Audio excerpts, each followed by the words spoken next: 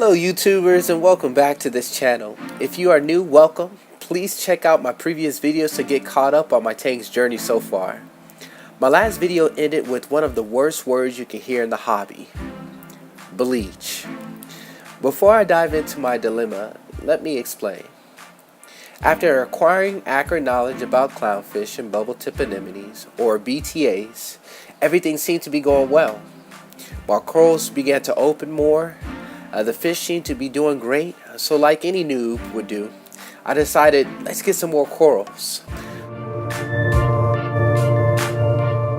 So I went to my local fish store and picked up a Kenya tree, a frog spawn frag. I believe it had about 5 heads or 4 heads on it. And then I also picked up a rock covered in green star polyps. I even decided to really noob it out and get more fish, so I added damsels and firefish. We'll talk about how many fish I ended up with in this tank in another video. But anyways, I also picked up a new light. I was running T5 marine lands and was informed that they don't output enough, especially for the corals I had. But I had heard rumors about a low-costing light that could get the job done, which they called the Chinese black box. You may have heard of it.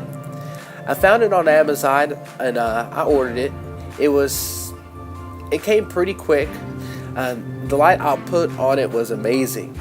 It was beautiful, but I think that's where the problem began. I didn't know much about lighting. I just knew better lights, better corals. Well, after reading different topics on a forum, I read over a recent post that was titled, "Is my frog spawn bleach?" I guess the guy was running a very powerful light in a small 15-gallon tank, and he did not acclimate the light to the tank. So as soon as he got it, he put the light on, switched it out, and boom.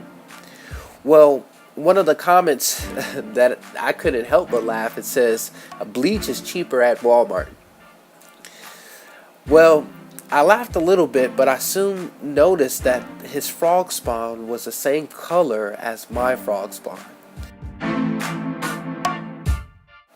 So this is when I got really nervous, and I ran home because I knew that I ran my lights on high whites for about 2 weeks. Fortunately, there was ways to correct the issue. As I read on, the guy was told that white lights are for humans and blues are for corals. When getting new lights, start low, then slowly over a month time adjust the blues to about 80% and leave the whites at about 20%. I did exactly that and stopped what could have been a bleaching massacre in my tank.